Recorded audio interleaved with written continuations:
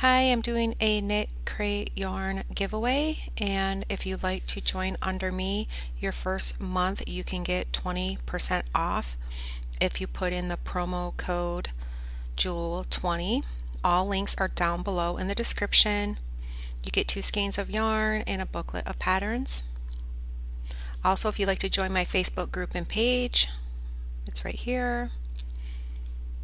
And if you'd like to come to my blog, it has hundreds of patterns over the years that I've created. Amy's Crochet Patterns.com. You can go right to patterns, click on any of these patterns listed. So if you go to coasters, just click close on that stuff. Then you can click on any type of coaster. Like say if you click on that one, it will take you right to the pattern. And most of all these patterns are free. And I have both my books on Amazon, Crochet for Beginners, Crochet Hats, and it's ebook, paperback, and audio. Also, my Etsy store, Amy Creative Creations, and I have tags.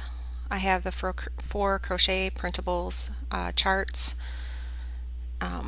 little calendars, the month or the year here, and then monthly ones. And then tags, crochet patterns. This is the purse. I have vintage patterns, vintage, this placemat, it's pretty popular.